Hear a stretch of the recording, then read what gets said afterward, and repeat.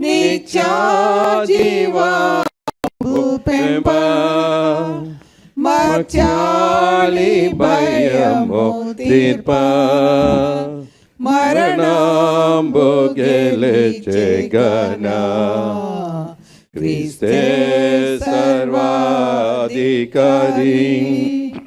పరమాందు దివిజులైనా ధరయందు మనోజులైనా ప్రతి నాలుక మోకాలు ప్రభునే భజించుగనా క్రీస్తే సర్వాధికారి ఈ నామమునకు మించు నామంబులేదటంచు యెహోవా తండ్రి యేసు హెచ్చించినాడు గనా క్రీస్తే సర్వాధికారి క్రీస్తే మోక్షాధికారి క్రీస్తే మహోపకారి క్రీస్తే ఆశీర్వాదారి క్రీస్తే సర్వాధికారి. తండ్రి యొక్కయు కుమారుని యొక్కయు పరిశుద్ధాత్మ యొక్కయు నామమున ఆమేన్.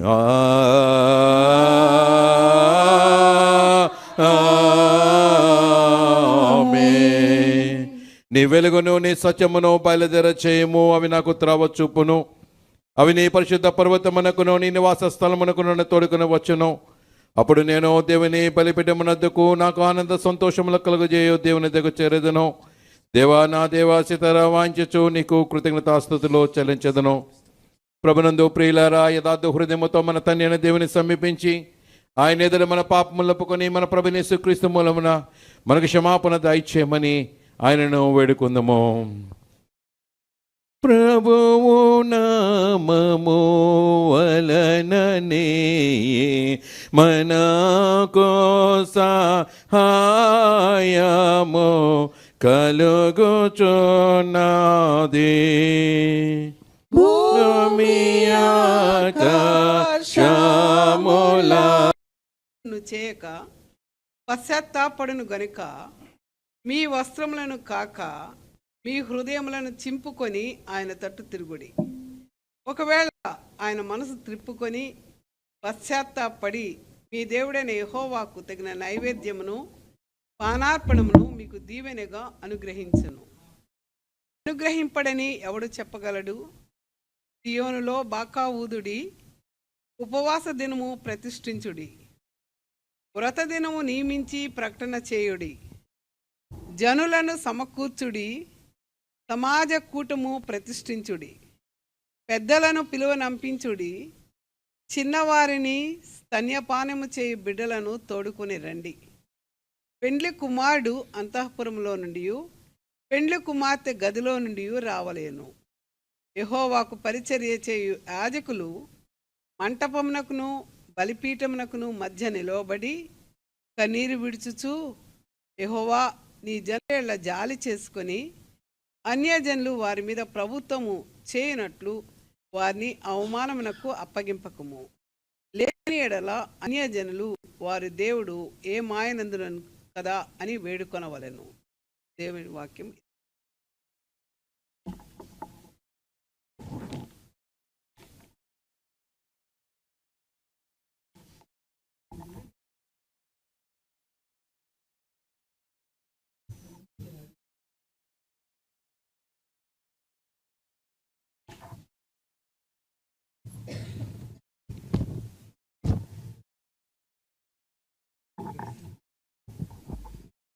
శ్రమకాల దినములలో భస్మ బుధవారం కొరకై ఏర్పాటు చేయబడిన ధ్యానవాక్యము 2 కొరింథీ 5వ అధ్యాయము 20వ వచనం చదువుకుందాం. తర్వాత 6వ అధ్యాయం 1 నుండి 10 వరకు చదువుకుందాం.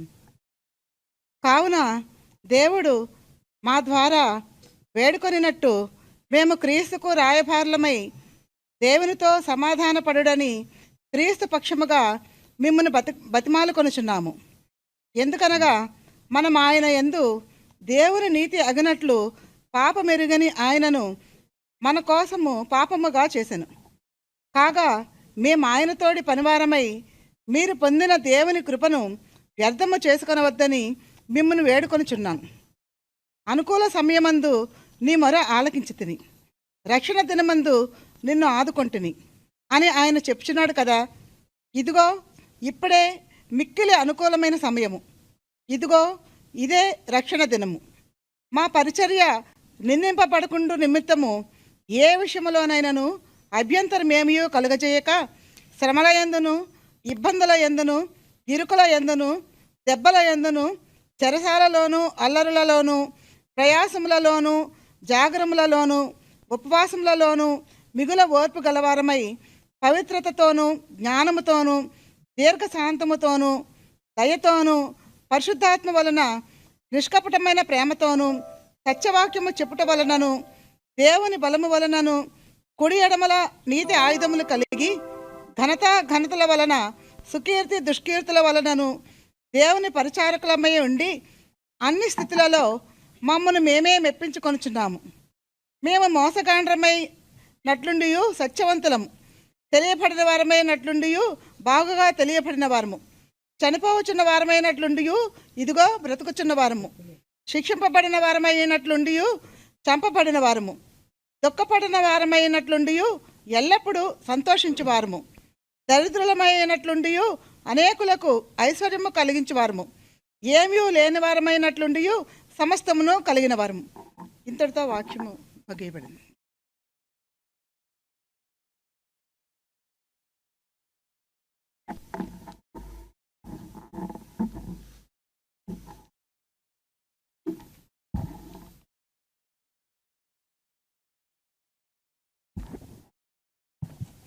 పశ్చిమ బుధవారం కొరకు ఏర్పాటు చేయబడిన సువార్త పాఠ్యభాగము పరిశుద్ధుడైన మత్తయి రాసిన సువార్త 6వ అధ్యాయము 1 నుంచి 6 వచనములు, 16వ వచనము, 21వ వచనము.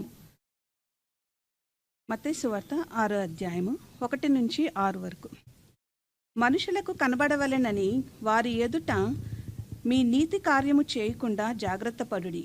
లేని ఎడల పరలోకమందున్న మీ తండ్రి యొద్ద మీరు ఫలము పొందరు. కావున నీవు ధర్మము చేయునప్పుడు మనుషుల వలన ఘనత నొందవలనని వేషధారులు సమాజ మందిరములోను వీధులలోనూ చేయులాగున నీ ముందర బూర ఊదింపవద్దు.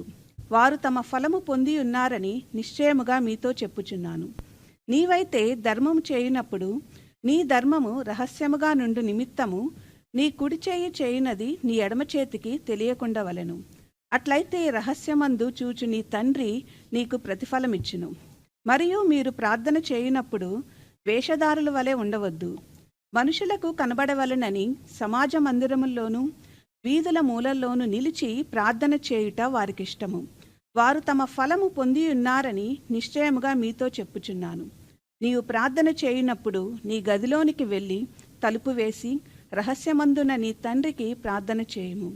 అప్పుడు రహస్యమందు చూచు నీ తండ్రి నీకు ప్రతిఫలమిచ్చును. 16వ వచనము. మీరు ఉపవాసము చేయునప్పుడు వేషధారుల వలె దుఃఖముక్కులై ఉండకుడి. తాము ఉపవాసము చేయుచున్నట్టు మనుషులకు కనబడవలనని వారు తమ ముఖములను వికారము చేసుకొందురు. వారు తమ ఫలము పొంది ఉన్నారని నిశ్చయముగా మీతో చెప్పుచున్నాను. 21వ వచనం. నీ ధనం ఎక్కడుండునో అక్కడనే నీ హృదయం ఉండును. దేవుడి పరిశుద్ధ వాక్యం దీవించునుగా. మనందరము అదే విధంగా నిలబడి ఉండి నికేయ విశ్వాస ప్రమాణాన్ని మన ప్రమాణంగా ఒప్పుకుందాం. భూమి ఆకాశములను దృశ్యాదృశ్యముగు సమస్తమును సృజించిన సర్వశక్తి గల తండ్రి యగు ఏకదేవుని నేను నమ్ముచున్నాను. ఆయన జనిత కుమారుడను అద్వితీయుడనగు ప్రభువైన యేసుక్రీస్తును నమ్ముచున్నాను. ఈయన జగమునంటికి ముందు తండ్రి నుండి కలిగిన వాడను, దేవుని నుండి దేవుడను, వెలుగు నుండి వెలుగును, నిజమైన దేవుని నుండి నిజమైన దేవుడను, సృజింపబడక జన్మించిన వాడను, తండ్రితో ఏకతత్వము గలవాడను, సమస్తమును కలుగు చేసిన వాడని అన్నాడు. ఈయన మానవుల మన కొరకును మన రక్షణ కొరకును పరలోకమందు దిగి కన్యక మరియ నుండి పరిశుద్ధాత్మను అవతరించి పుట్టి మనుషుడైననియు పొంతె పిలాతు అధికారం క్రింద మన కొరకు సిలువ వేయబడి శ్రమనంది సమాధి చేయబడిననియు లేఖనముల ప్రకారము మూడవ దినమున తిరిగి లేచి పరలోకమునకెక్కి తండ్రి యొక్క కుడి చేతి వైపున కూర్చుని ఉన్నాడనియు సజీవులకును మృతులకును తీర్పు చేయటకు తిరిగి మహిమతో వచ్చిననియు ఆయన రాజ్యమునకు అంతము లేదని నమ్ముచున్నాను. తండ్రి నుండి కుమారు నుండి బయలువెలచు తండ్రితోనూ కుమారునితోనూ ఏకముగా ఆరాధింపబడచ్చు మహిమపరచబడచ్చు ప్రవక్తల ద్వారా మాట్లాడిన వాడును జీవమునకు దాతయు ప్రభునకు పరిశుద్ధ ఆత్మను నమ్ముచున్నాను. మరియు పరిశుద్ధమైన క్రైస్తవ అపోస్తల ఏక సంఘమును నమ్ముచున్నాను. పాప పరిహారముకైనా ఒకే బాప్తిస్మను ఒప్పుకొనుచు మృతుల పునరుద్ధానము కొరకును రాబో లోక సంబంధము ప్రతి కొరకును నిరీక్షించున్నాను. ఆమేన్. దయచేసి కూర్చునండి.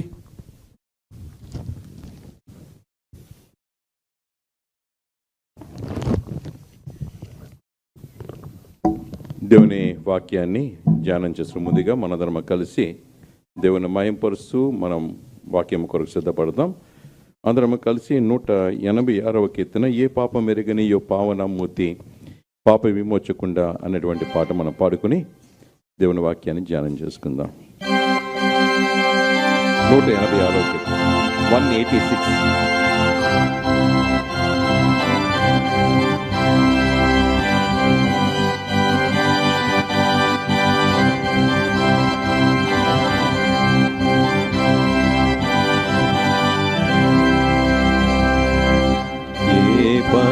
పాపమెరుగని యో పావనమూర్తి పాప విమోచకుండా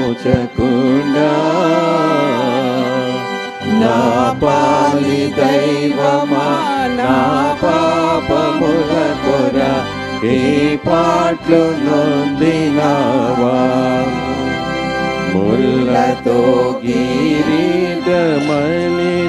శిరముపై జల్లాటమున మోతిరా ముళ్ళ పోట్లకు శిరము తల్లడిల్లగసం సిల్లిపోతివ రక్షక కలువరి గిరిదనుక సిలువ మోయాలేక కలవరము నొందినావా సిలువ నీతో తులువలో వేరుకని తోడుగా నిలిచినారా చెడుగు యోధులు పేటు పడరాని పాటలకు సుడివడి నడచినావా కడకు కల్వరిగిరి కడకేగి సిల్వను రాకునాదించినావా ఆకాల కర్మలు భీకరంబుగా నిన్ను ఆకొయ్యపై నుంచిరా నీ కాలి చేతులు ఆ కొయ్య కేసుది మేకులతో గోచినారా పలు విధంబుల శ్రమలు చెలరేగ తండ్రికి నిలుగెత్తి మురళిడితివా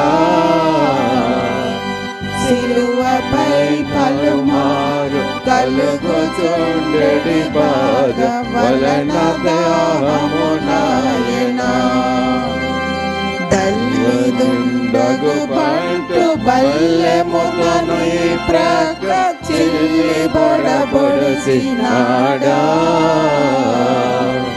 ఉల్లోలముల వలె నల్లని రుబుకంగ చల్లారె కథ కోపము కటకట పాప సంకటము బాపుటకి పటు బాధ నుండినావా ఎటువంటిది ప్రేమ ఎటువంటిది శాంతం ఎటులవర్ణింతు స్వామి ఏ పాప మెరుగని ఓ పావనమూర్తి పాప విమోచకుండా నా పాలి దైవమా నా పాపముల కొరకే పాట్లు పొందినావా. ఇప్పుడైనను మీరు ఉపవాసం ఉండి కన్నీరు విడిచుచు దుఃఖించచ్చు మనపూర్వకముగా తిరిగి నా ఎద్దకు రండి. మన తండ్రి అయిన దేవుని నుండి ప్రభు అయిన యేసుక్రీస్తు నుండి కృపయో సమాధానములు మీకు కలుగునగాక. ఆమెన్. దయచేసి కూర్చోనండి. ప్రభునందు ప్రియమైనటువంటి దేవుని బిడ్డలారా, విశ్వాసులారా, త్రియేక దేవుని నామమున మీ అందరికీ శుభములు కలుగునగాక. దేవుని యొక్క మహాకృపను బట్టి మండల కాలంలో ప్రవేశించడం అన్నది గొప్ప ఆశీర్వాదకరం. భస్మ బుధవారముతో ఈ దినముతో క్రీస్తు ప్రభుల వారి యొక్క శ్రమల ధ్యానాలు అన్నవి మనం ప్రారంభం చేసుకుంటాం. భస్మ బుధవారము లేకపోతే బూడిద బుధవారం అని ఈ యొక్క దినాన్ని మనం పిలుస్తాం. నిజంగా మనం ఆలోచన చేస్తే భస్మ బుధవారం అన్న పదం వ్యవహారిక పదంగా మనం గమనిస్తే దీని అధికార నామం ఏమిటి అని ఆలోచన చేసినట్లయితే భస్మ దినము అని అర్థం. భస్మ దినం అని అర్థం. The day of Ashes, the day of Ashes.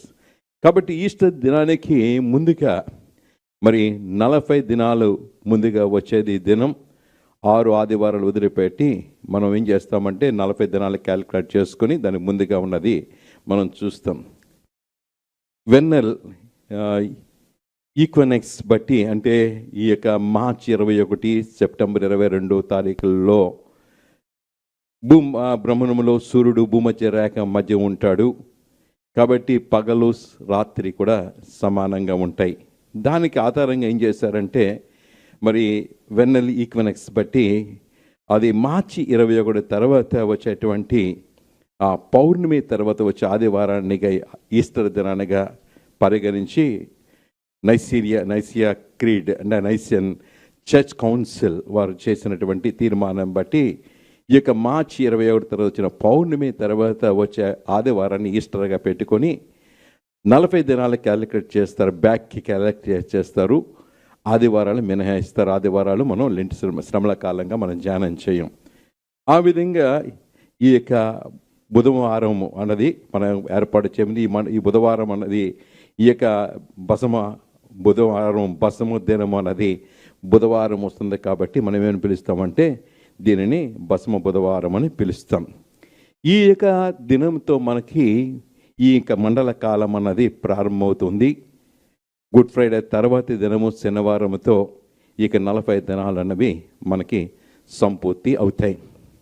దీని గురించి మనం ఆలోచన చేసినప్పుడు లెంట్ అన్నది చాలా ప్రాముఖ్యంగా మనం చేస్తాం. లెంట్ అన్నది ఏంటి? లెంట్ అన్న దాని గురించి ఆలోచన చేస్తే చీల్చబడుట అన్నది అర్థం. చీల్చబడుట, చిగురించుట, పగలగొట్టబడుట అన్నటువంటి అర్థాలు మనకు కనబడతాయి. అంటే ఆత్మీయముగా మనం ఎండిపోయినటువంటి స్థితిలో ఉంటే బెరడు కట్టినటువంటి మన జీవితాలు బెరడును చీల్చుకొని నూతన జీవనం చిగురించడానికి ఏర్పాటు చేయబడినటువంటి దినాలు. యేసుక్రీస్తు ప్రభుల వారు చేసినటువంటి రక్షణ కారణం మనం జ్ఞాపకం చేసుకుంటూ యేసుక్రీస్తు ప్రభుల వారు ఎటువంటి శ్రమలు పొందారో, ఎన్ని శ్రమలు పొందారో, ఆ యొక్క రక్షణ అన్నది మనకి ఏ విధంగా ఉచితంగా మనకు అనుగ్రహించబడినదో, యేసుక్రీస్తు ప్రభుల వారు చేసిన కార్యము ద్వారా ఆ యొక్క నీతి అన్నది మన మీదకి ఆపాదించబడినప్పుడు ఆయన నీతి ద్వారా, ఆయన కృప ద్వారా ఆ సమాధానాన్ని మనం దేవుని దగ్గర నుండి పొందుకున్నాం.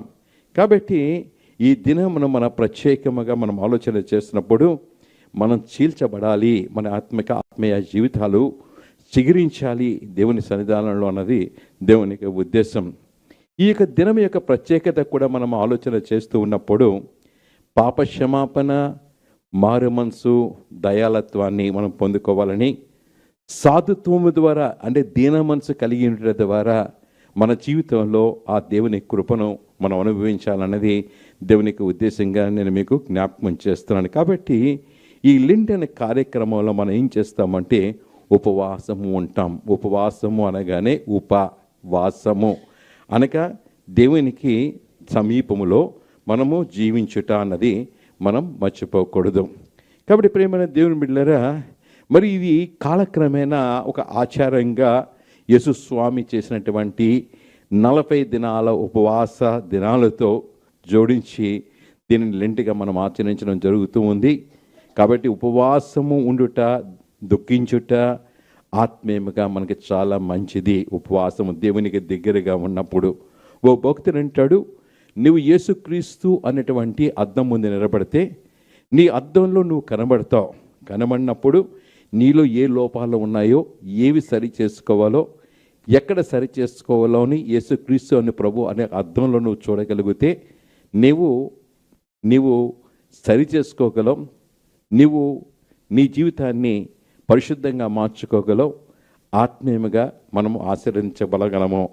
ఆత్మకు ఈ యొక్క ఉపవాసం అన్నది ఒక ఔషధంగా ఉంటుంది, శరీరాన్ని ఒక క్రమశిక్షణలో ఉంచుతుంది అన్నది కూడా మనము గమనించాలి. కాబట్టి ఈ శ్రమల కాలాలు, ఈ 40 దినాల సిలువ శ్రమల జన కాలాలు మనం ధ్యానం చేసుకుంటున్నప్పుడు మన స్థితి, ఆత్మీయ స్థితి అన్నది ఏ విధంగా ఉందో మనం ఒకసారి ఆలోచన చేసుకుని మన ఆత్మీయ స్థితిని మనం పరిశుద్ధపరుచుకుని దేవునికి సమీపంలో ఉండాలి అన్నది దేవుని యొక్క ఉద్దేశముగా నేను మీకు జ్ఞాపకం చేస్తున్నాను. యేసుక్రీస్తు ప్రభులు వారు చేసినటువంటి రక్షణ కార్య సంకల్పాన్ని మనం జ్ఞాపకం చేసుకోవాలి. యేసుక్రీస్తు ప్రభులు వారు ఆ రక్షణ కార్య సంకల్పం ఏమిటి, ఆ సిలువ ద్వారా చేసినటువంటి ఆ రక్షణ ఏమిటి అని మనం గ్రహించి మనం మారు మనసు పొంది అనుసరించడం ద్వారా ఈ సిలువ శ్రమల జనాల ద్వారా మనం అందరము కూడా ఆత్మీయంగా బలపడాలి అన్నది దేవుని యొక్క ఉద్దేశం. పూర్వకాలంలో అయితే మరి ఉపవాసం ఉన్నప్పుడు ఏం చేసేవారంటే బూడిద నొసల మీద ధరించేవారు, గోనె పట్ట కట్టుకునేవారు, బూడిదలో కూర్చునేవారు, తల మీద దుమ్మి వేసుకొని మేము ఉపవాసం ఉన్నాము. నినివే పట్టణాల గురించి చెప్తాడు కదా. నినివే పట్టణస్థులు రాజుతో సహా అందరూ కూడా మరి గోనె పట్ట కట్టుకొని బూడిద ధరించుకొని వారు బూడిద రాసుకొని వారు ఏం చేశారో తెలుసా? దేవుని దగ్గర సహవాసం చేశారు, దేవుని దగ్గర నివసించారు, దేవునితో సన్నివేశాన్ని కలిగి ఉన్నారు. కాబట్టి ఆ మహాభయంకరమైన ఉగ్రత నుండి రక్షించబడ్డారు అన్నది మనము గమనించగలం. ఇక చరిత్రలో మనము ఈ యొక్క లెంటని దినాల గురించి, ఈ మండల కాలాన్ని గురించి మనం ఆలోచన చేసినట్లయితే మరి ఈ 40 దినాల ఏర్పాటును క్రీస్తు శకం 6వ శతాబ్దంలో మహాగ్రెగరీ అనేటువంటి పోప్ ఏర్పాటు చేసినట్లుగా దీనికి మనం గమనిస్తాం. ఎందుకంటే పరిశుద్ధ మరి ఆ గ్రంథములో 40 దినాల సిద్ధపాటు కాలముగా అనేక సందర్భాల్లో మనకు చూపడుతుంది. మోషే ఏం చేశాడు? ఓ ప్రత్యక్ష గుడారపు నిర్మాణము సంబంధమైన సేవల గురించి దేవునితో ఆలోచన చేసే ముందుగా ఎక్కడికి వెళ్ళాడు? 40 దినాలు ఆయన ఉపవాసం ఉండి దేవునితో సహవాసం చేసి ఆయన ఏ విధంగా చెప్పారో ఆ విధంగా చేసినట్లుగా నిర్గమకాండము మన 24వ అధ్యాయము 18వ వచనంలో మనం చూస్తాం. అదేవిధంగా ఏలియా కూడా మరి దేవుని యొక్క ప్రత్యక్షతను పొందడానికి 40 దినాలు ప్రయాణమయ్యాడు. దేవుని శక్తిని పొంది 40 దినాలు ప్రయాణమయ్యి హోరేబు ప్రయాణమైనట్లుగా కూడా మనం చరిత్రలో చూస్తాం. అదేవిధంగా క్రీస్తు ప్రభులు వారు పరిచర్యకి వచ్చే ముందు కూడా ఆయన 40 దినాలు ఉపవాసం ఉన్నారు అని సిద్ధపాటు కాలముగా మనం గమనిస్తాం. ఒక సిద్ధపాటు తర్వాత గొప్ప ఆశీర్వాదం మన జీవితంలో చూడగలం అన్నది కూడా నేను మీకు జ్ఞాపకం చేస్తున్నాను. ఎందుకంటే దేవునికి మనం సమీపంలో జీవించాలి అంటే దేవుడి దగ్గర ఎందుకు ఉంటాం?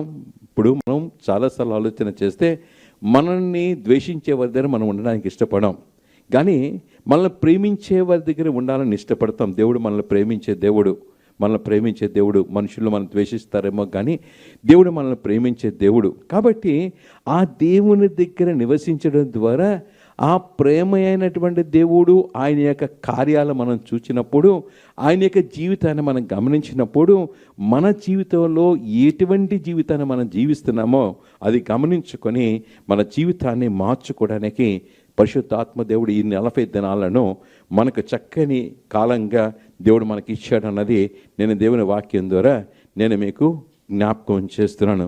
ప్రేమైన దేవుని బిడ్డలారా, మనం గమనించాలి. దేవుని వాక్యాన్ని మనం గమనించినట్లయితే చదివినటువంటి పాత నిబంధన పాఠ్యభాగాన్ని చూద్దాం.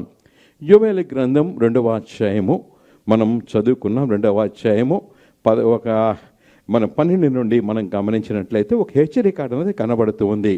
ఏమిటి ఆ హెచ్చరిక అంటే, ఇప్పుడైనా మీరు ఉపవాసం ఉండండి, కన్నీరు విడుచు దుఃఖించచ్చు, మనఃపూర్వకముగా తిరిగి నా దగ్గర రండి అనేటువంటి ఒక ఆహ్వానంతో కూడినటువంటి ఒక హెచ్చరిక అన్నది ఇవ్వబడుతుంది. ఒకవేళ ఈ దినాన్న పరిశుద్ధాత్మ దేవుడు మనతో మాట్లాడుతూ, అమ్మా అయ్యా ఇప్పుడైనా మీరు ఉపవాసం ఉండండి, అనగా నా దగ్గర నివాసం చేయండి, మీరు కన్నీరు విడవండి, మరి దుఃఖించండి, మనపూర్వకంగా తిరిగి నా దగ్గర రండి అని ఆయన గాయపడిన హస్తాలతో మనం పిలుస్తున్నాడేమో అన్నది కూడా మనం ఆలోచన చేసుకోవాలి. దీని గురించి దీని చరిత్ర మనం ఆలోచన చేసినట్లయితే 2వ అధ్యాయం 1వ వచనం మనం చదువుకున్నాం. సియోను కొండ మీద బాకా ఊదండి, నా పరిశుద్ధ పర్వతం మీద హెచ్చరిక నాదము చేయండి, యెహోవా దినము వచ్చున్నది, అది సమీపమైనని ఆ దేశ నివాసులందరూ వణుకుదరి కాక అన్నటువంటి మాట రాయబడింది. ఇక్కడ ఆలోచన చేసినట్లయితే పరిశుద్ధాత్ముడు మనతో మాట్లాడుతున్న మాటలు గమనిస్తే బాకానాదము ఊదండి. ఒకవేళ బాకా ఊదితే సైన్యమంతా సిద్ధపడుతుంది. బాకా ఊదగానే ప్రజలందరూ సిద్ధపడతారు. ఎందుకు అంటే అది సంసిద్ధం అవ్వడానికి ఒక హెచ్చరికగా మనం కనబడుతుంది. ఒకవేళ యుద్ధానికి వెళ్ళినప్పుడు ఒక బాకా ఊదుతారు, రెడీ కమాన్ స్టార్ట్. అదేవిధంగా మనం రన్నింగ్ చేస్తున్నప్పుడు ఒక గన్ పట్టుకొని ఏం చేస్తారు తెలుసా, 1 2 అని చెప్పి వాడు పేల్చగానే ఏం చేస్తారు, పెరగెడతారు. దట్ ఈజ్ సిద్ధపాటుకి వారి సూచనగా మనకు కనబడుతుంది, సిద్ధపాటు కనుక కనబడుతుంది. ఇక్కడ నా పరిశుద్ధ పర్వతం మీద హెచ్చరిక నాదము చేయుడి, యెహోవా దినము వచ్చుచున్నది అనేటువంటి ఒక గొప్ప హెచ్చరిక అన్నది కనబడుతుంది అంటూ అక్కడ గమనిస్తే మిడతల దండును గురించినటువంటి ఆ వర్ణన అన్నది మనం కనబడుతుంది. మిడతల దండు యొక్క వర్ణన, ఆ మిడతలు గురించి, ఆ మిడతల దండన గురించి అక్కడ తెలియజేస్తూ ఇక్కడ 3 అంశాలు మనకు కనబడితే, మొదటిది మిడతల దండన గురించినటువంటి వర్ణన అన్నది మనకు కనబడుతూ ఉంటే, రెండవది ప్రభు దినమున గురించినటువంటి హెచ్చరిక అన్నది మనకు కనబడుతూ ఉంటే, మూడవది దేవుని న్యాయ తీర్పు అన్నటువంటి భయంకరత్వాన్ని కూడా వివరణ కనబడుతుంది. 3 అంశాలు మనం గమనిస్తాం యోవేలు గ్రంథంలో. ఈ 2వ అధ్యాయంలో మనం చూసినప్పుడు ఆ యొక్క దినము, ఆ మిడతల దండును గురించినటువంటి వర్ణన మనం చూపిస్తూ, మిడతల దండు ఏ విధంగా ఉంటుంది, ఏ విధంగా అవి దేవుని దేశానికి అది పాడు చేస్తాయి అని హెచ్చరిస్తూ, ప్రభు దినాన్ని గురించినటువంటి హెచ్చరిక, తర్వాత దేవుని యొక్క న్యాయపు తీర్పు యొక్క భయంకరత్వం, దేవుని యొక్క న్యాయపు తీర్పు మనం గమనిస్తే యేసుక్రీస్తు ప్రభుల వారు లోక పాపములు మోసుకుని దేవుని గొర్రెపిల్లగా ఆయన లోకానికి వచ్చారు. లోక పాపములు మోసుకున్న దేవుని గొర్రెపిల్లగా మన పాపములను మోసుకుని వెళ్ళడానికి, మన శాపాలను కొట్టివేయడానికి, మనకున్నటువంటి విడుదల విమోచన ఇవ్వడానికి యేసుక్రీస్తు ప్రభుల వారు ఈ లోకానికి వచ్చారు. దేవునితో సమాధానపరచడానికి మనకి ఈ లోకానికి వచ్చారని మనకు తెలుసు. కాబట్టి ఆయన 2వ రాకడలో రాబోతున్నదే మాత్రం ఆయన తీర్పు తీరుస్తారు. కాబట్టి దేవుని యొక్క తీర్పు, న్యాయ తీర్పు యొక్క ఆ భయంకరత్వాన్ని అక్కడ వర్ణన అన్నది మనం ఇక్కడ గమనించగలం. ప్రియమైన దేవుని బిడ్డలారా, ఇక్కడ ఆలోచన చేసినట్లయితే యెహోవా దినము సమీపమైంది అన్నటువంటి ఒక గొప్ప ప్రకటన కనబడుతూ ఉంది. యెహోవా దినము సమీపమైను అన్నటువంటి కనుక దేశ నివాసులందరూ వణుకుదురు. గమనించండి, యెహోవా దినము వస్తుందంటే దేశ నివాసులు ఎందుకు వణుకుతారు? ఒకవేళ పరీక్షలు రాసేవాళ్ళు పరీక్షలు వస్తున్నాయంటే ఎందుకు వణుకుతారు? చదువుకున్నవాడు చదవలేని పరీక్షలు వచ్చేస్తున్నాయా అన్నటువంటి భయమో ఆందోళన ఉంటుంది కదా. సిద్ధపాటు లేకపోతే మనకు భయమో ఆందోళన. సిద్ధపాటు కలిగి ఉన్నప్పుడు మనం ధైర్యంగా నిలబడగలం. కాబట్టి ఇక్కడ అంటాడు, మిడతల మరి ఆ తెగులు కలిగించేటువంటి ఆ తీవ్రమైనటువంటి ఆ వినాశనాన్ని గురించినటువంటి హెచ్చరిక అన్నది అక్కడ మనకు కనబడుతూ ఉంది. ప్రేమైన దేవుని బిడ్డలు చూసినట్లయితే అది బలమైన గొప్ప సమూహము, ఇంతకు ముందు అట్టివి పుట్టలేదు, ఇక మీదట తరములకు అట్టివి పుట్టవు అన్నటువంటి మాటలకు కూడా మనం గమనిస్తున్నాం. తర్వాత 4వ వచనం చూసినట్లయితే వాటి రూపములు గుర్రముల రూపముల వంటివి, రవుతల వలె అవి పెరగతి వచ్చును అన్నటువంటి హెచ్చరిక మాటలు అక్కడ మనం గమనిస్తాం. ప్రియమైన దేవుని బిడ్డలారా, మొట్టమొదటిగా మనం చూసినప్పుడు ఇక్కడ మరి మిడతల దండు సాగిపోయినప్పుడు అంటాడు. మిడతల దండు సాగిపోయినప్పుడు అంటే ఏ విధంగా ఉంటుందంట, అక్కడ అంధకారము కమ్ముకుంటుంది అన్నటువంటి మాట. అంటే ఈ మిడతల దండు ఎగురుకుంటూ వస్తూ ఉంటే ఆ సూర్యరశ్మి కూడా భూమి మీద పడదంట. సూర్యరశ్మి కూడా ఇప్పుడు చూడండి, ఇక మనం చక్కగా స్లాబ్ వేసుకున్నాం, దీనికైనా కూర్చున్నాం కాబట్టి సూర్యరశ్మి మన మీద పడదు కదా. మనం బయట నిలబడితే సూర్యరశ్మి పడుతుంది మన మీద, అంటే ఎండ మన మీద పడుతుంది. ఇక్కడ ఈ మిడతలు ఆ ప్రాంతంలో ప్రయాణం చేస్తున్నంట, ఆ యొక్క మిడతల దండు అక్కడికి వెళ్తూ ఉంటే అక్కడ ఏమని కనబడదంట, సూర్యరశ్మి అన్నది అక్కడ కనబడదు. అక్కడ మేఘములను గాఢాంధకారము ఆ దినము కమ్మును. కాబట్టి అవి వచ్చినప్పుడంట అవి ఏం చేస్తాయంట, తీవ్రమైనటువంటి వినాశాన్ని కలుగు చేస్తాయి. సూర్యరశ్మి భూమి మీద పడనంతగా అవి చీకటి కమ్మును ఆ దినము. అందుకో ఇక్కడ పులుస్తున్నాడు. అవి ఏ విధంగా వస్తాయంటే, మిడతలకు రాజు లేడు కానీ అవి ఏ విధంగా వస్తాయి, సమూహాలుగా వస్తాయి. అది కప్పేస్తుందంట. చీకటి అన్నది, అక్కడ వెలుగు అన్నది కనబడకుండా చీకటిగా ఉంటుంది. కాబట్టి అంటాడు అది అంధకారమయముగా ఉండును, అంధకారమయముగా ఉండును అన్నట్టు మాట అక్కడ కనబడుతుంది. యెహోవా దినము ఏమైందంట, అంధకార దినము, అంధకారమయను అన్నటువంటి మాట గమనించి, ఆ దినము అంధకారముగా ఉండును, మహా అంధకారము కమ్మును అన్నటువంటి మాట అక్కడ రాయబడింది. రెండవది ఇక్కడ ఆలోచన చేసినట్లయితే అవి ఏ విధంగా ఉంటాయి అంటే, అవి బలమైనటువంటి గొప్ప సమూహాలను పోలినవిగా ఉంటాయి. అవి శత్రు సైన్య సమూహముల బలం వల్లే అక్కడ దాని గురించినటువంటి ప్రస్తావన అన్నది అక్కడ వివరించబడింది. 3వ వచనంలో చూసినట్లయితే, వాటి ముందర అగ్ని మండుచున్నది, వాటి వెనక మంట కాలుచున్నది, అవి రాక మునుపు భూమి ఏ విధంగా ఉందంట, ఏదైనా వనము వలె ఉండెనో, అవి వచ్చిపోయిన తర్వాత తప్పించుకున్నది ఏమీ విడబడక భూమి ఏమైపోయింది, ఎడారి వలె అయిపోయింది. ఏదైనా వనం అంటే చక్కని ఫలములు కలిగినటువంటిది. అటువంటి భూమిని దేవుడు ఫలవంతంగా చేశాడు, ఫలాలవంతంగా చేశాడు. కానీ అవి ఎడారిగా మారిపోయింది, అంటే ఫలాలు లేవు. ఒకవేళ ఆ మాటల్లో కూడా మనం ఆత్మీయంగా ఆలోచన చేస్తే, నీవు నేను ఫలించాలి అన్నది దేవునికి ఉద్దేశం. కాబట్టి ఆదాము అవ్వని ఏదైనా వనంలో పెట్టాడు, చక్కగా ఆ ఫలాలు తింటూ ఉండి చక్కగా ఫలాలు అనుభవించాలని. కానీ వారు చేసిన పాపములను బట్టి వారు ఏం చేయబడ్డారు, తృణీకరించబడ్డారు కదా. కాబట్టి ఇక్కడ ఆలోచన చేసినట్లయితే, సొదొమ గొమొర్రా ప్రాంతాలను ఆశించి వెళ్ళినటువంటి ఆ లోతు ఏమైపోయింది, దేవుని సహవాసము నుండి దూరం అయిపోయాడు, దేవుని సహవాసము కలిగినటువంటి వ్యక్తి నుండి దూరం అయిపోయాడు. కాబట్టి అది జరిగింది ఏంటంటే, భయంకరమైనటువంటి ఆ వినాశనం అన్నది కనబడుతూ ఉంది. కాబట్టి ప్రియమైన దేవుని బిడ్డలారా, ఒకటి అది అంధకారంగా మారుతుంది దేశం. రెండవది బలమైన శత్రువులతో అది నింపబడుతూ ఉంది. శత్రువులు వచ్చి నిన్ను జయిస్తారు అన్నటువంటిది.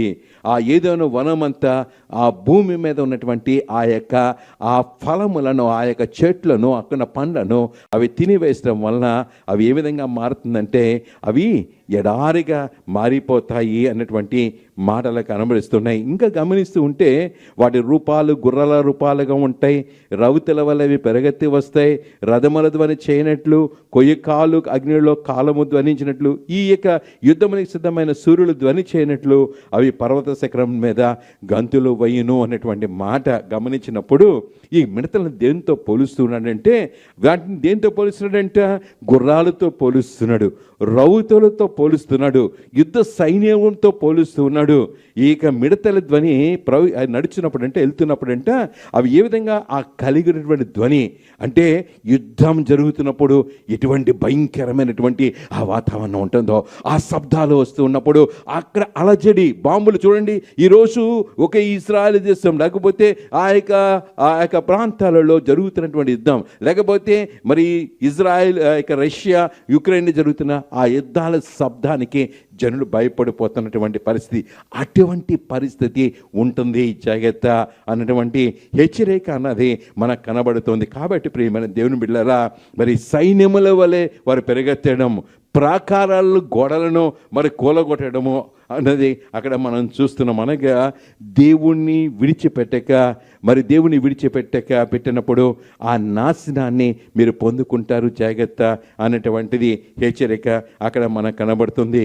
ఇంకా అంటాడు 10వ వచనంలో కూడా, భూమి ఆ యొక్క సూర్య చంద్ర నక్షత్రాలు తేజోహీనత తగ్గిపోతుంది, నక్షత్రాల కాంతి తప్పిపోతూ ఉంది అని అన్నటువంటి మాటలకు కూడా గమనిస్తూ ఉన్నాం. కాబట్టి ప్రియమైన దేవుని బిడ్డలారా, ఇదిగో ఈ దినాన ఆయన ఆజ్ఞను నెరవేర్చినది బలము గలది, యెహోవా దినము భయంకరము, దానిని తాళగలవాడు ఎవడు. వర్ణన గమనించినప్పుడు ఇటువంటి పరిస్థితి యెహోవా దినమున వస్తుంది, ఆ రాకడ దినాన్ని వస్తుంది. ఒకవేళ రాకడ దినం ఎప్పుడు తెలియదు, మనం ఎప్పుడు పిలువబడతాం కూడా మనకు తెలియదు. కాబట్టి మన జీవితంలో ఒక మారు మనసు పొందుకోవడానికి, మన జీవితంలో ఆత్మీయముగా బలపడడానికి పరిశుద్ధాత్మ దేవుడు ఈ మండల కాలాన్ని మనకి హెచ్చరికగా ఇచ్చాడు అన్నది కూడా నేను దేవుని వాక్యము ద్వారా నేను మీకు జ్ఞాపకం చేస్తున్నాను. అందుకనే దేవుడు ఒక అవకాశాన్ని ఇస్తూ ఉన్నాడు. దేవుడు అవకాశాన్ని ఇప్పుడైనను అనేటువంటి మాట, ఇప్పుడైనా కనీసం ఇప్పుడైనా మారండిరా, ఇప్పుడైనా చదవండిరా, ఇప్పుడైనా మాట వినండిరా అంటాం మన పిల్లలతో. కనుక ఇప్పుడైనా మీరేం చేయాలో తెలుసా? మీరు ఉపవాసం ఉండండి.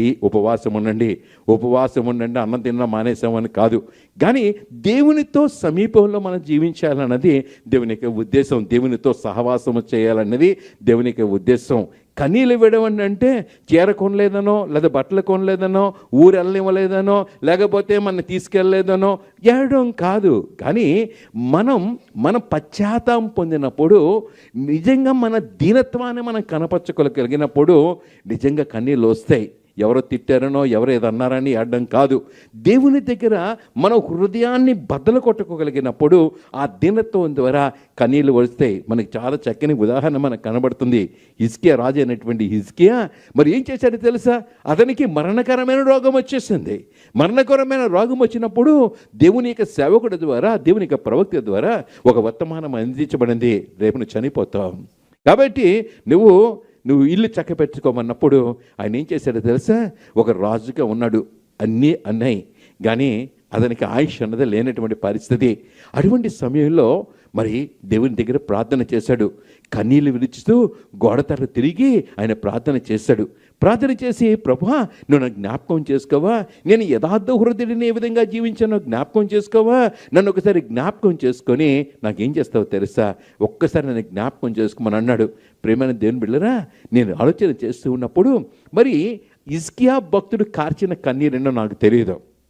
ఒకవేళ మీరు ఇంటికి వెళ్ళిన తర్వాత ఏదైనా అంశం పెట్టుకొని ఈ కన్నీరు కార్చండి. ఒకవేళ గ్లాస్తో పట్టుకోవడానికి ప్రయత్నం చేయండి. ఒకవేళ గ్లాసులో కన్నీళ్ళు పెట్టాలంటే కన్నీళ్ళు రావు, ఎందుకంటే మన యొక్క ఆలోచన అంతా కన్నీళ్ళు ఎంత కారుతాయో చూడవనే ఆలోచనలో ఉంటాం. మనం కూడా ప్రార్థన చేసినప్పుడు మనం ఏం చేస్తాం తెలుసా? మన ఆలోచనలు ప్రార్థన చేస్తూనే ఉంటాం, దాని గురించి ఆలోచన చేస్తున్నాం, అందుకని మన జీవితంలో కార్యాలు జరగవు. కాబట్టి ఒకవేళ కన్నీరు కాచినటువంటి హిజ్కియా భక్తుడు కన్నీళ్ళు అంట దేవుని సింహాసనాన్ని కదిపేసాయంట. ఒక ప్రవాహం వస్తే ఏ విధంగా కొట్టుకుపోతాయో చూసారా? దివ్యశం వచ్చినప్పుడు, లేకపోతే వరదలు వచ్చినప్పుడు ఏం చేస్తే ఇవన్నీ కొట్టుకుపోతాయి. కొన్నిసార్లు మనం చూస్తాం ఉత్తరప్రదేశ్, హిమాచల్ ప్రదేశ్లో వరదలు వచ్చినప్పుడు ఏం చేస్తుంటే తెలుసా? ఇల్లే కొట్టుకుపోతుంటాయి, ఇల్లే కొట్టుకుపోతుంటాయి. అంటే దేవుని కార్చిన కన్నీరు అన్నది ఒక టీ స్పూన్ కాల్చాడో నాకు తెలియదు, లేకపోతే 2 టీ స్పూన్స్ కాల్చాడో తెలియదు, ఏదైనప్పటికీ కూడా ఆ యొక్క కార్చిన కన్నీరు దేవుని సింహాసనాన్ని షేక్ చేసింది. ఎందుకు తెలుసా? కన్నీళ్ళు విడడం అన్నది ఆ యొక్క దేవుని మీద ఆధారపడి, నేను నథింగ్, నేను ఒక రాజునైతే అవ్వచ్చు,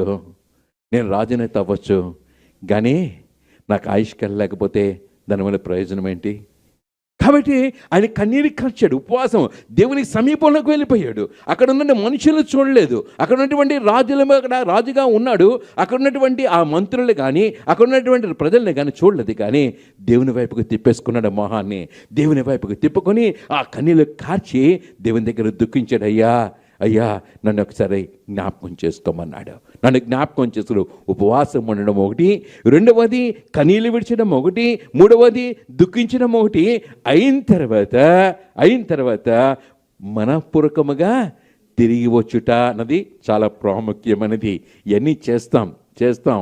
అవసరం తీరిపోయిన తర్వాత వాటిని అన్నింటినీ కూడా మర్చిపోతూ ఉంటాం. ప్రియమైన దేవుని బిడ్డలారా, ఆలోచన చేసుకోవాలి. అందుకే అన్నాడు, మీ వస్త్రాలను చింపుకోవడం కాదు అంటే బాహ్య స్వరూపాన్ని దేవుడు చూడు, ఆయన చూచేది అంతరంగము అన్నది మనము జ్ఞాపకం చేసుకోవాలి. అంతరంగాన్ని చూచే దేవుడు మనకున్నాడు. ఆయన అంతరంగాన్ని చూచే దేవుడు.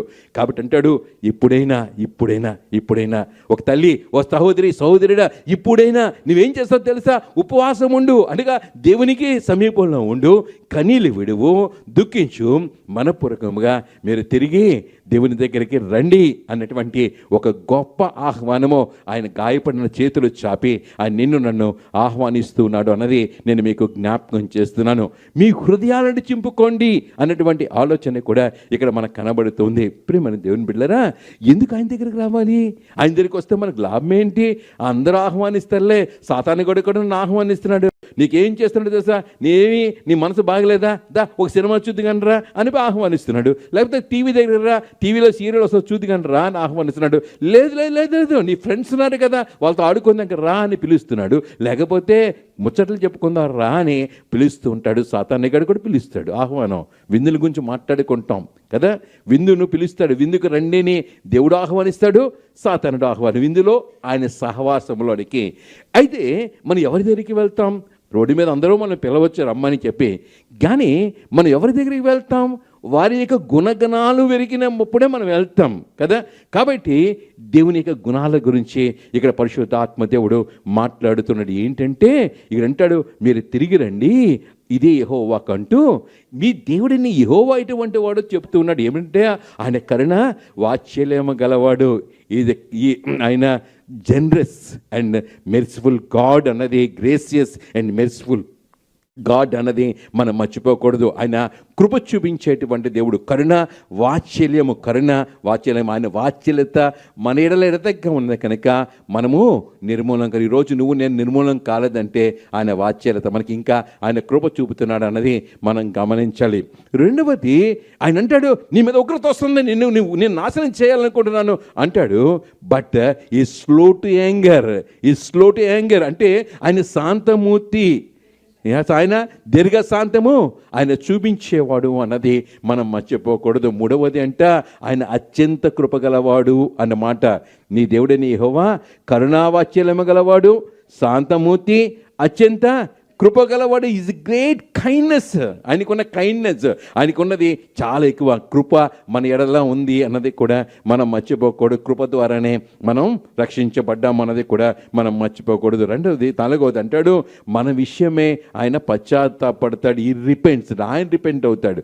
మనం రిపెంట్ అయ్యి ఆయన దగ్గరికి వస్తే ఆయన రిపెంట్ అయ్యి మన మీద రావాల్సినటువంటి ఆ కీడు నుండి ఆయన తప్పిస్తాడు. చేయని ఉద్దేశించినటువంటి కీడును ఆయన చేయడు. Changes his mind regarding evil he has done to us.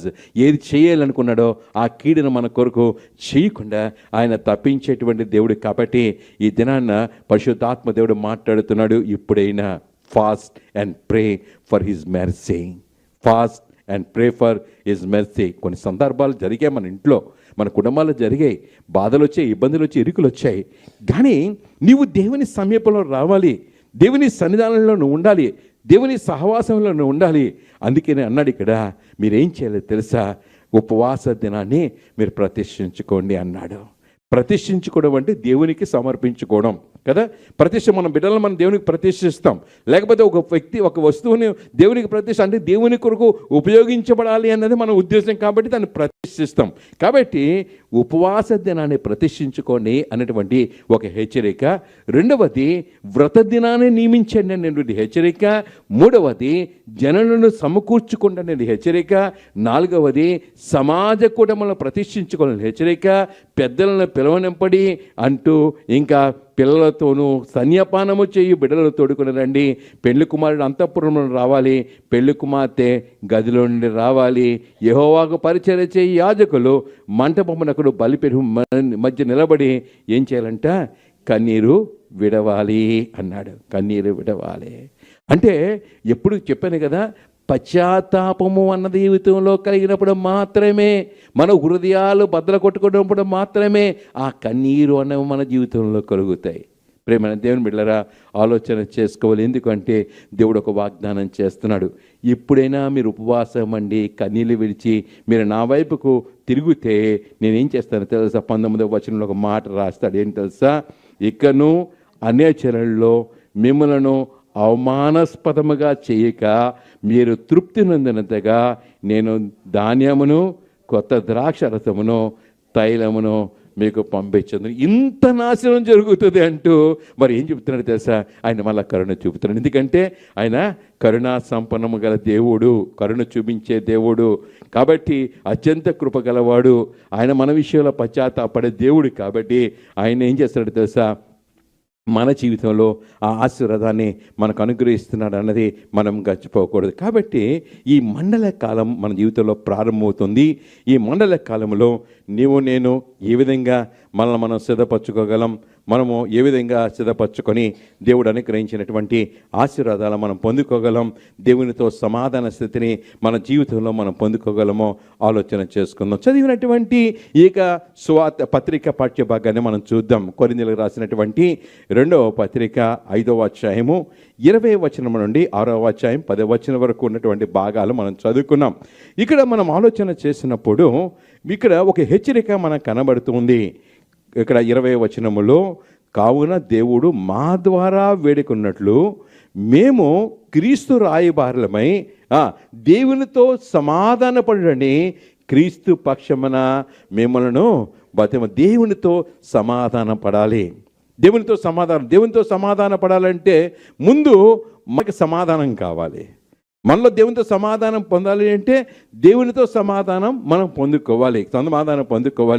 మనలో మార్పు అన్నదే మన జీవితంలో రావాలి అంటాడు. అందుకని కాబట్టి దేవునితో సమాధాన పడుడని క్రీస్తు పక్షముగా మిమ్మల్ని నేను బతిమాలుకొనుచున్నాను అన్నటువంటి మాట మనకు గమనిస్తున్నాం. క్రీస్తు పక్షమున మిమ్మల్ని బతిమాలుకొనుచున్నాను అనేటువంటి హెచ్చరిక అన్నది ఇక్కడ మనకు కనబడుతుంది. ఇది దేనివల్ల సాక్ష్యము అని మనం ఆలోచన చేసినట్లయితే, మరి ఆ యొక్క యేసుక్రీస్తు ప్రభుల వారు చేసినటువంటి రక్షణ కార్యముల ద్వారా ఏది నీతి సమాధానాలు ఒకదానికొకటి ముద్దు పెట్టుకున్నాయి కదా, కృపా సత్యములకు ఒకదాన్ని కలుసుకున్నాయి, నీతి సమాధానాలు ఒకదానికొకటి ముద్దు పెట్టినాయి. అంటే ఇది ఎక్కడ జరిగింది అంటే ఆ సిలువలో కార్యం జరిగింది, ఆ సిలువలో విమోచన కార్యం జరిగింది, ఆ సిలువలో సమాధాన కార్యం జరిగింది.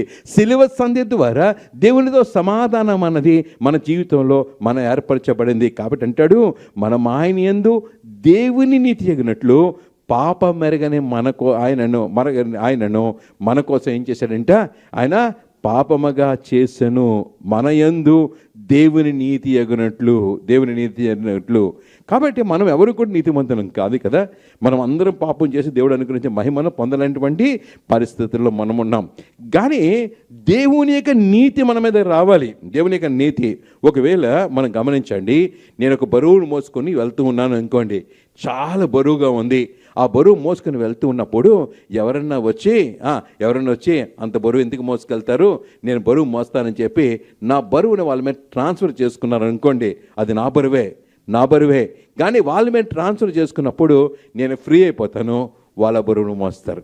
అదేవిధంగా యేసుక్రీస్తు ప్రభుల వారు మన పాపముల విషయంలో ఆయన పాపముగా చేయబడి ఆయన నీతిమంతుడే కనుక ఆయన సిలువల్లో చేసిన రక్షణ కార్యము ద్వారా దేవుని నీతి ఎగినట్లు పాప మెరుగనటువంటి ఆయన మన కోసం ఆయన ఏ విధంగా చేయబడి ఉన్నాడు. కాబట్టి ఆ స్వార్థ పక్షముగా మిమ్మల్ని క్రీస్తు పక్షముగా నేను మిమ్మల్ని బతిమాలుకొనుచున్నాను, సమాధాన పడండి.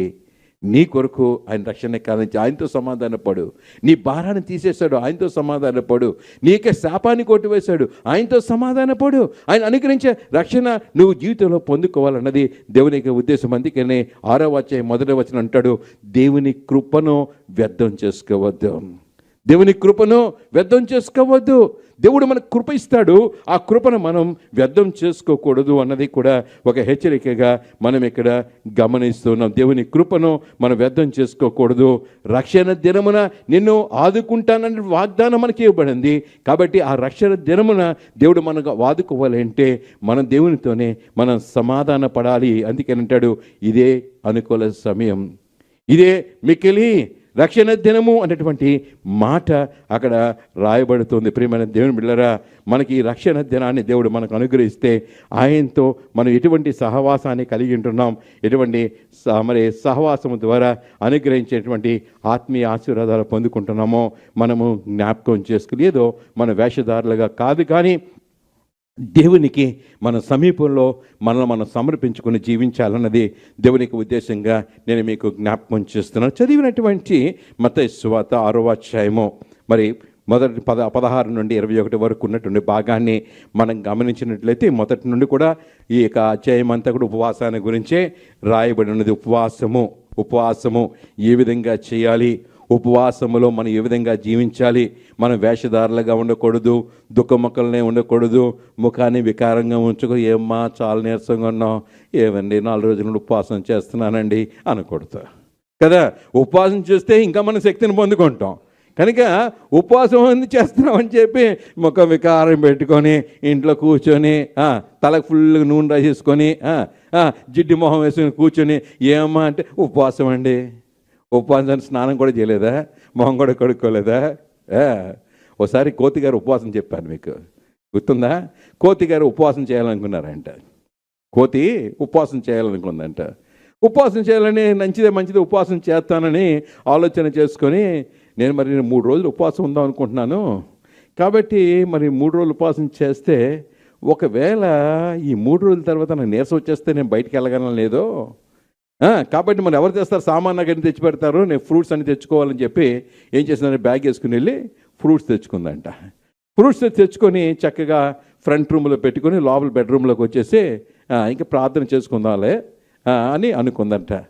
అనుకుని మళ్ళా చిన్నకు ఆలోచన వచ్చిందంట, ఇప్పుడు నేను ఫాస్టింగ్ చేస్తాను కదా, నాకు నీరసం వస్తుంది కదా, నీరసం వస్తే నేను మళ్ళీ ఫ్రంట్ రూమ్లోకి వెళ్ళాలంటే 2 రూములు దాటి వెళ్ళాలి, సెకండ్ రూమ్లోనే పెట్టుకుంటానులే కనీసం అని సెకండ్ రూమ్లో పెట్టుకుందంట. తర్వాత మళ్ళీ గుర్తొచ్చిందంట, అయ్యో 2వ రూమ్లో ఉన్నాయి, కనీసం నా రూమ్లో పెట్టుకుంటే మంచిది, ఒకవేళ ఓపిక లేకపోతే కనీసం ఇలాగైనా పాక్కుంటూ వెళ్ళినా తీసుకోవచ్చు కదా అనుకుందంట. ఓకే బాగానే ఉంది, తన రూమ్లో తెచ్చుకుంది. తర్వాత అనుకుందంట, నేను ఉపవాసం ఉన్న తర్వాత లెగలేనో, నా మంచం మీద పెట్టుకుంటే పోలేదా అని మంచం మీద పెట్టుకుందంట. అయిపోయిన తర్వాత మంచం మీద పెట్టుకుంది, బాగానే ఉంది, అంతవరకు బాగానే ఉంది. తర్వాత అనుకుందంట, ఉపవాసం ఉంటున్నాను, చేతులకు శక్తి ఉంటుందో లేదో తెలియదు, చేతులకు అధ్యాయం లేదో, చేతిలో పెట్టుకుంటే మంచిది కదా అని చేతిలో పెట్టుకుని ప్రార్థన చేస్తుందంట. తర్వాత అయిపోయిందంట, చేతిలోని నోట్లో పెట్టుకోవడానికి శక్తి ఉంటుందో లేదో చెప్పి నోట్లో పెట్టుకుందంట. ఏం చేస్తుంది, నోట్లో పెట్టుకుని ప్రార్థన చేస్తారా? కొంతమంది ఏం చేస్తారు, హాస్టల్లోని భోజనాలు అవుతుంటాయి, ఫుడ్ పెడతారు కదా, కోడిగుడ్డు వేస్తారు. మనం కళ్ళు మూసుకొని సీరియస్గా కళ్ళు మూసుకున్నాం అనుకోండి, మన కోడిగుడ్డు ఎవరు తెస్తారు. కాబట్టి ఏం చేస్తారు, ఆ కోడిగుడ్డు పట్టుకుని మన ప్రార్థన కోడిగుడ్డు మీద ఉంటుంది, ఆ ఎగ్ మీద ఉంటుంది. కాబట్టి కోతి ఉపవాసాలు చేయొద్దు. నిజంగా ఉపవాసం డాక్టర్ గారు ఉపవాసం చేయమంటే మాత్రం ఖచ్చితంగా ఉంటారు. నీకు బ్లడ్ టెస్ట్ చేయాలి, రేపు సర్జరీ చేయాలి, ఉపవాసం ఉండంటే పొద్దునుండి సాయంకాలం ఖచ్చితంగా ఉంటారు. కానీ దేవుని దగ్గరికి మనం కాన్సన్ట్రేట్ చేయలేం. కాబట్టి అంటాడు, ఉపవాసం గురించి మాట్లాడుతూ ఉంటాడు ఇక్కడ. కనుక మనుషులకు కనబడే వల్లని వారి ఎదుట మీ నీతి కార్యము చేయకుండా, మీ నీతి కార్యము చేయకుండా జాగ్రత్త పడుడి అంటున్నాడు కదా. ఇక్కడ గమనిస్తూ ఉంటే ఇక్కడ 16వ వచనంలో అంటాడు, మీరు ఉపవాసము చేయనప్పుడు వేషధారుల వలె దుఃఖముఖలే ఉండకూడి, తాము ఉపవాసము చేయనట్లు మనుషులకు కనబడే వల్లని వారు తమ ముఖములకు వికారము చేసుకుందరు, వారు తమ ఫలములు పొంది ఉన్నారని నిత్యముగా మీద చెబుతారు. మీరు ఉపవాసం చేయనప్పుడు ఏ విధంగా ఉండాలంట, మనుషులకి కనబడడం వల్ల కాదు, కానీ రహస్యమందున్న నీ తండ్రికి కనబడాలని మీరేం చేయాలంట, అలాంటివి పెట్టుకో అంటే చక్కగా తలకు స్నానం చేయాలి.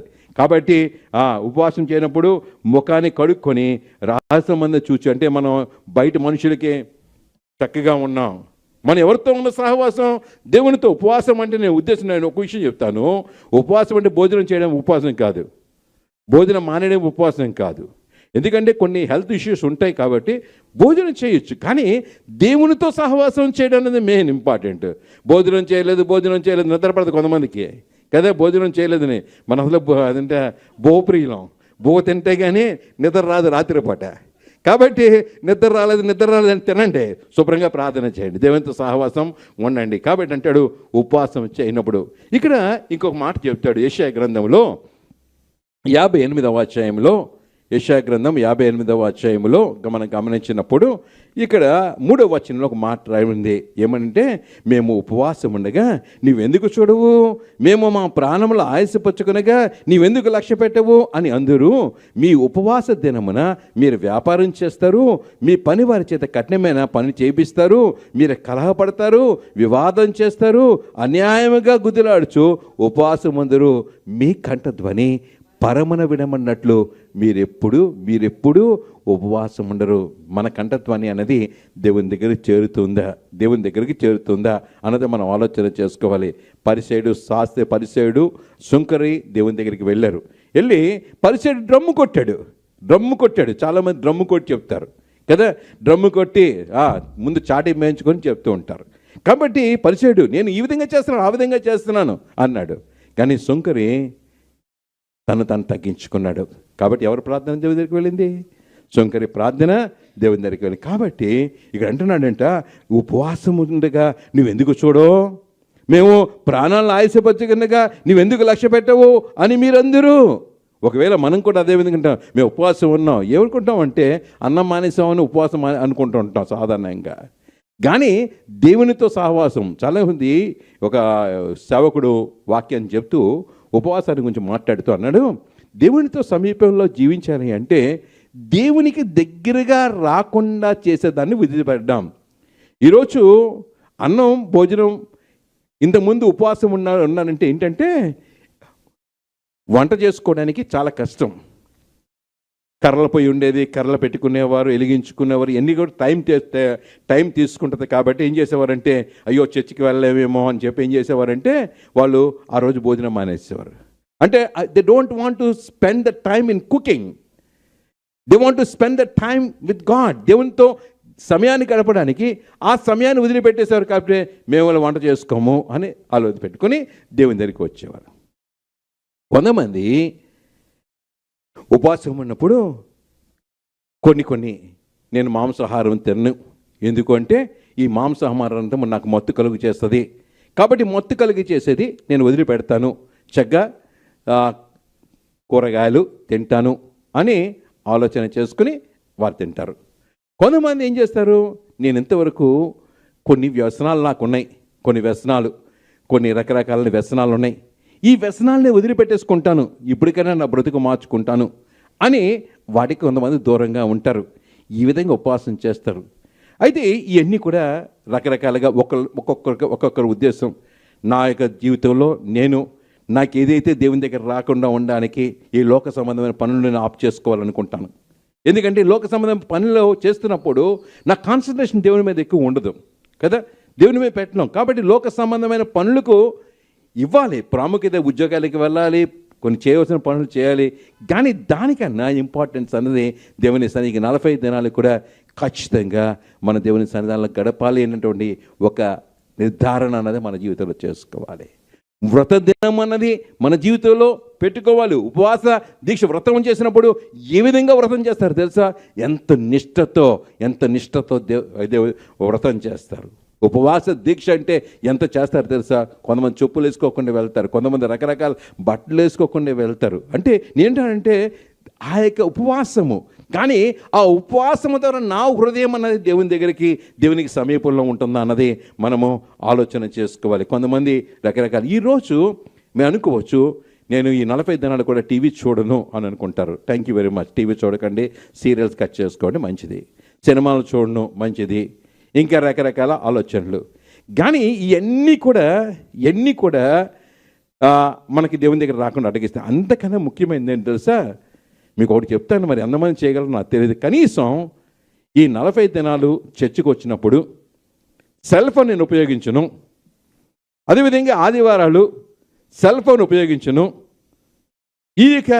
దీనిని దేవునితో నాకు సంబంధం. ఎందుకంటే సెల్ ఫోన్ దగ్గర ఉందని పెద్ద బాధ ఏంటంటే ఏదో చూస్తాం, మెసేజ్ వస్తుంది, ఆ మెసేజ్లో ఇంకో మెసేజ్ అంటే మన మైండ్ అనేది డైవర్ట్ అయిపోతుంది. కాబట్టి ఈ 45 దినాలన్నా నా సెల్ ఫోన్ ఇంటి దగ్గర పెడతాను, లేకపోతే సెల్ ఫోన్ నేను తీసుకురాను, లేకపోతే సెల్ ఫోన్ స్విచ్ ఆఫ్ చేసుకుని పెట్టుకుంటాను అనేటువంటి ఒక నిర్ధారణ చేసుకుంటే అది నేను దేవునికి సమీపంలో ఉంచుతుంది. ఎందుకంటే ఈరోజు సెల్ ఫోన్ లేకపోతే మనం బతకలేని పరిస్థితి ఏర్పడిపోయింది. బైబిల్ పట్టుకు రాకపోయినా కూడా వెనక్కి వెళ్ళి బైబిల్ తెచ్చుకోరు. సెల్ ఫోన్ వదిలేయండి, ఖచ్చితంగా ఇంటికి వెళ్ళి సెల్ ఫోన్ తెచ్చుకుంటారు.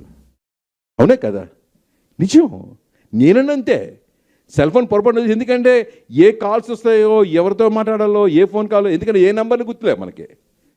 ఒకళ్ళు అడిగారు, అమ్మా నా ఫోన్ నెంబర్ అంటే, మీ ఫోన్ నెంబర్ నాకేం గుర్తు ఉంది.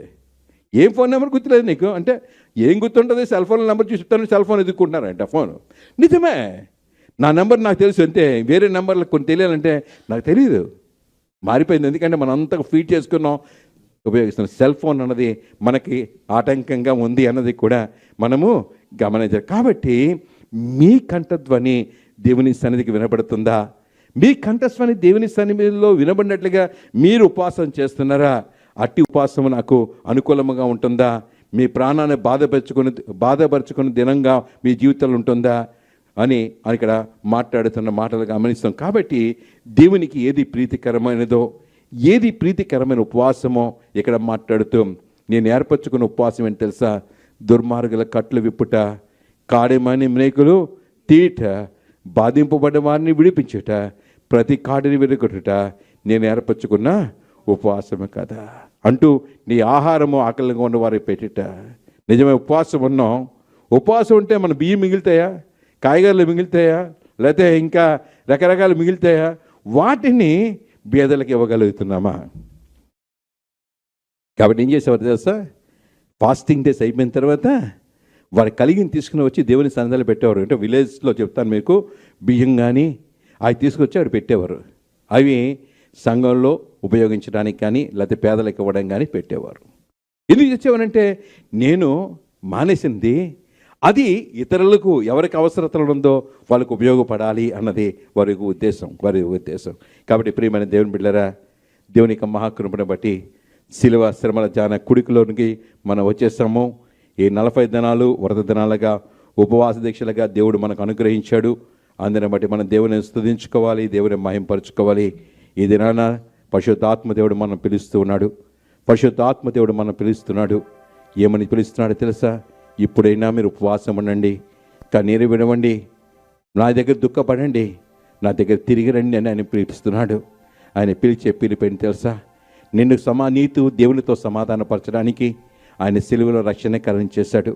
సిలువలో రక్షణ కార్యం చేయడానికి సిలువ మీద నీ కొరకు అవమానాలను అనుభవించాడు, వేదనలు అనుభవించాడు, బాధలు అనుభవించాడు. ఆ సిలువలో ఆయనకు తల మీద ముళ్ళ కిరీటం పెట్టబడింది. ఆయన చేతులకు మేకులు కొట్టబడ్డాయి. ఆ చేతులు అరచేతుల్లోని మేకులు కొడుతున్నప్పుడు అరచేతుల్లోని కొట్టబడిన మేకు ఆ యొక్క సిలువకు మానుకు కొట్టబడినప్పుడు ఆయన పొందినటువంటి వేదన, ఆయన పొందినటువంటి ఆవేదన అన్నది మనం గమనించాలి. 2 చేతులకు ఆయన మేకులు కొట్టబడ్డాయి. 3 గమనించినట్లయితే ఆయన కాళ్ళు ఒక పాదం నుండి రెండవ పాదం నుండి సిలువ మానులను కొట్టినప్పుడు ఆయన పడినటువంటి ఆ యొక్క వేదన ఎవరి కోసం? నీకోసమే, నా కోసమే కదా. కాబట్టి ఆ సిలువ ద్వారా ఆ కృప మనకు అనుగ్రహించబడింది. నశించిపోతున్న వారికి సిలువ వెరుతనం, కానీ రక్షించబడుతున్న నీకు నాకు దేవుని శక్తి ఆ యొక్క సిలువ కార్యము ద్వారా, ఆ సిలువ స్వాత ద్వారా ఆ కృపా స్వాత మనకు అనుగ్రహించబడింది. కృప అన్నది మన జీవితంలో మనకు అనుగ్రహించబడింది. పక్కలో బల్లెపు పోట్లు పొడవబడ్డాయి, శరీరము దొనపడింది, నలకొట్టబడింది. ఎందుకు తెలుసా? నీ కొరకు, నా కొరకే. ఆలోచన చేద్దామా? ఆయన సహవాసులను ఆహ్వానిస్తున్నాడు. కీడు రాకముందే, ఆ ఉగ్రత దినం రాకముందే, ఆ దేవునికి మహాదినం రాకముందే, యెహోవా దినం రాకముందే నీ జీవితంలో, నా జీవితంలో పశ్చాత్తాపం పొందుకోవాలని, నీ జీవితంలో, నా జీవితంలో మారు మనసు పొందుకోవాలన్నది దేవునికి ఉద్దేశం. దేవుని సమీపంలో దేవునితో సహవాసం జీవించడం ద్వారా నేను ఆశీర్వదించబడాలన్నది దేవునికి ఉద్దేశం. కన్న తల్లి చేర్చుకున్నట్లుగా నిన్ను చేర్చుకున్నటువంటి దేవుడు నీకున్నాడు. కౌగిటిలో నేను హత్తుకునేటువంటి దేవుడు నీకున్నాడు. నీ చింతలను బాపేటటువంటి దేవుడు నీకున్నాడు. చేయితటి నడిపించేటువంటి దేవుడు, శిఖరంపై నిలిపేటటువంటి దేవుడు, నీ కొరకు, నా కొరకు మరణించి మన పాపాన్ని భరించేటువంటి దేవుడు, నీ చెయ్యి విడవును అని వాగ్దానం చేస్తున్నటువంటి దేవుడు మనకున్నాడు. అమ్మా, ఇంకెందుకు ఆలస్యం? ఒక నిర్ధారణ చేసుకుందామా? ఒక వాగ్దానం చేసుకుందామా? ఈ 40 దినాలు కూడా దేవుని సన్నిధానంలో, దేవుని సహవాసంలో నేను జీవిస్తాను. ఈ 40 దినాలకు కూడా నా యొక్క దేవునితో సహవాసం చేయడానికి అడ్డగించేటువంటి వాటిని నేను దూరపరుచుకుంటాను. నా హృదయాన్ని పరిశుద్ధంగా ఉంచుకుంటాను, నా దేహాన్ని పరిశుద్ధంగా ఉంచుకుంటాను, నా శరీరాన్ని పరిశుద్ధంగా ఉంచుకుంటాను, నా సహవాసము దేవునితో కలిగి ఉంటాను అని మనం నిర్ణయించుకోగలిగితే మనం ఉన్న స్థలాల్లో నిలబడతాం. మనం ఉన్న స్థలాలు నిలబడతాం. యేసు ప్రభుని చూడండి. యేసుక్రీస్తు ప్రభువు వారు చేసిన రక్షణ కార్యాన్ని గమనించండి. ఆయన సిలువలో నీ కొడుకు వేలాడుతున్నటువంటి దృశ్యాన్ని చూడాలనేది దేవునికి ఉద్దేశం. ఆ సిలువలో ఆ చేతుల్లో కొట్టబడిన మేకలు చూడండి, ఆయన కాళ్ళలో కొట్టబడిన మేకలు చూడండి, ఆయన పక్కలో పొడవబడిన బల్లెపు పోటలు చూడండి, ఆ తల మీద పెట్టబడినటువంటి అమూల కిరీటాన్ని చూడండి. అయినప్పటికీ ఆయన రక్షణ కార్యం చేస్తే నీ కొరకు నా కొరకు మరణించి మన కొరకు పాపిగా మార్చబడి ఆ పాపాన్ని ఆయన మోసి మనకు విడుదల విమోచనిచ్చే అంత గొప్ప రక్షణ ఇచ్చినటువంటి యేసు స్వామి మూడో దినాన తిరిగి లేచి పునరుత్థానుడయ్యాడు. ఆయన న్యాయాధిపతిగా రాబోతున్నాడు. ఆయన న్యాయాధిపతిగా రాకముందే, యెహోవా దినము రాకముందే నువ్వు నేను పశ్చాత్తాపం పడాలని ఆయన ఆశిస్తూ ఆయన గాయపడిన హస్తాలు చాపి ఆయన నిన్ను పిలుస్తున్నాడు. నిన్ను పిలుస్తున్నాడు. కన్న తల్లి చేచునట్లు నన్ను చేచునా ప్రియుడు, కన్న తల్లి చేచునట్లు నన్ను చేచునా ప్రియుడు. హల్లెలూయా హల్లెలూయా హల్లెలూయా హల్లెలూయా. కౌగిటిలో హత్తుకొను నా చింతల బాపును, కౌగిటిలో హత్తుకొను నా చింతల బాపును, కన్న తల్లి చేర్చునట్లు నన్ను చేర్చునా ప్రియుడు.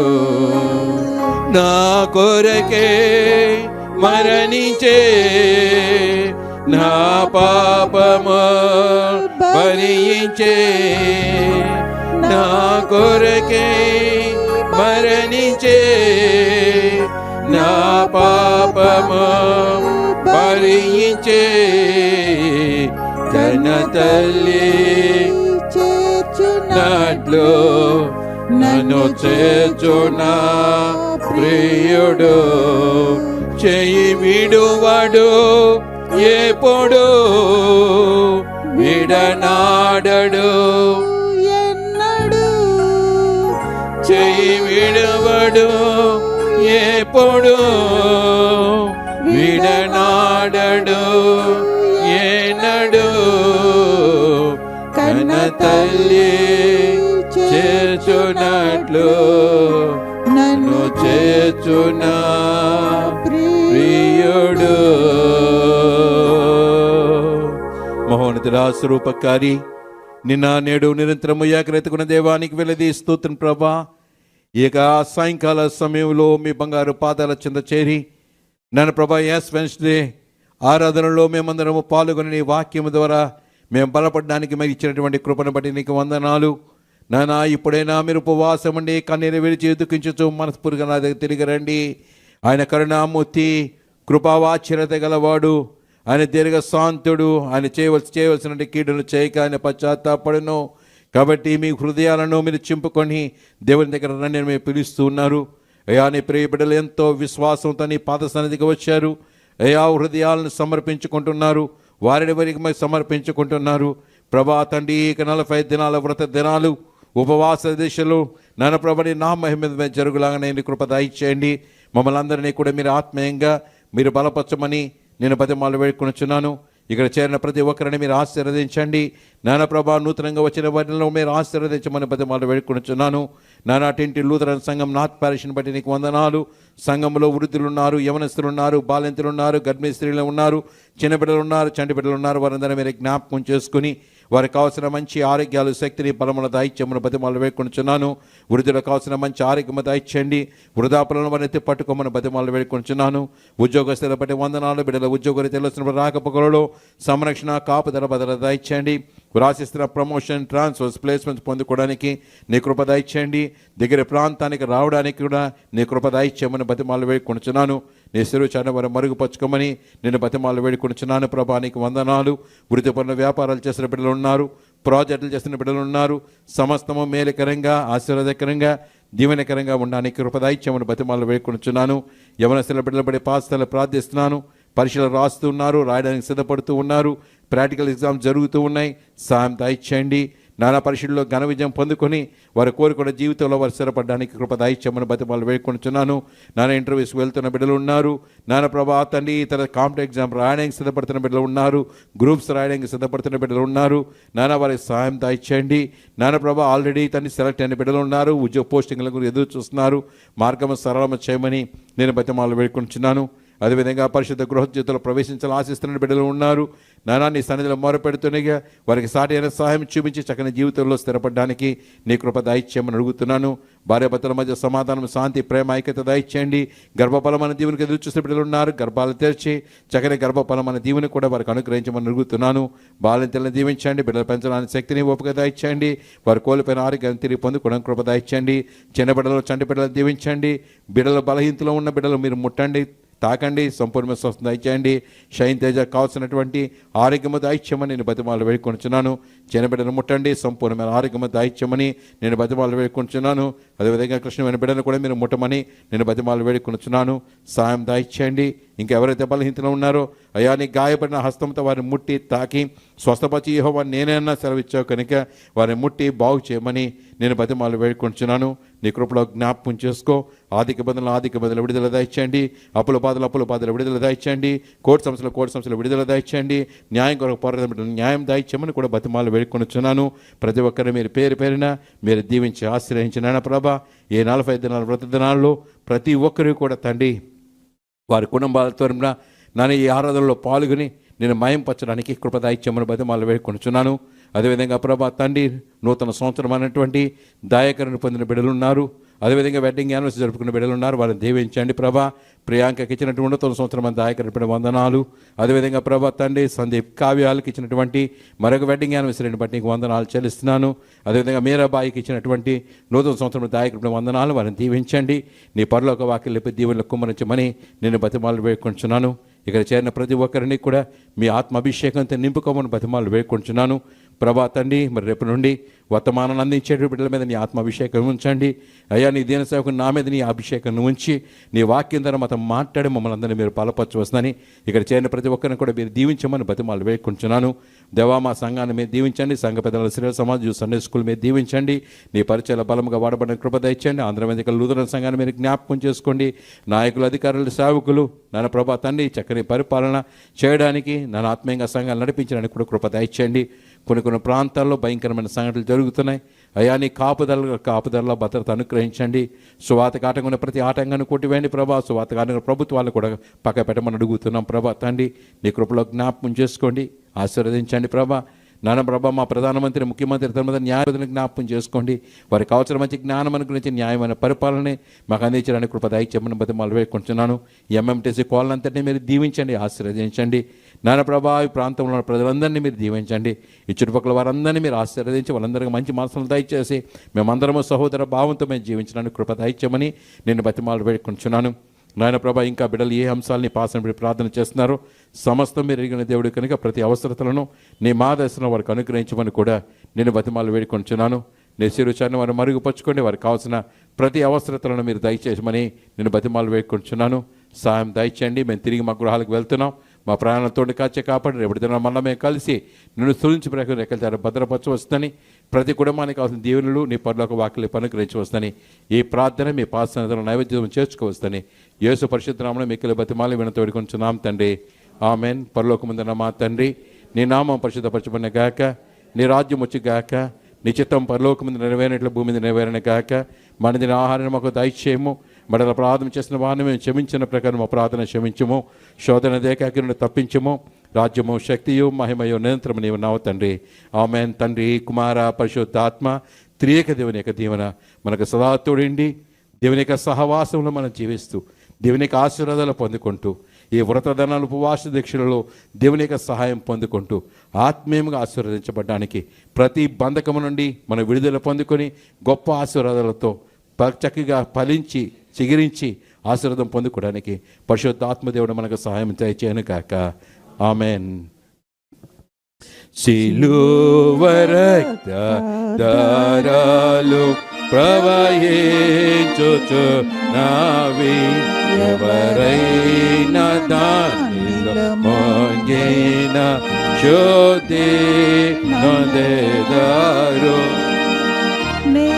నామదు నెరుగుదన్ యేసు నా కొరకు, నే నామదు నెరుగుదన్ యేసు నీ కొరకు.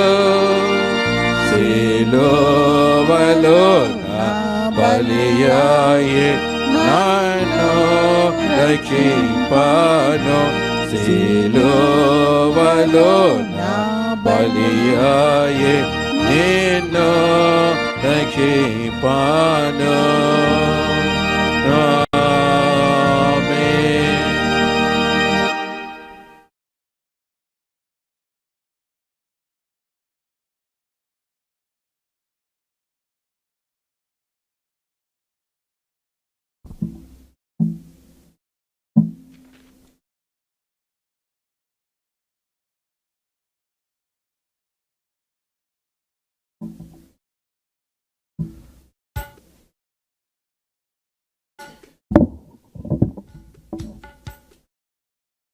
అందరికీ వందనాలు.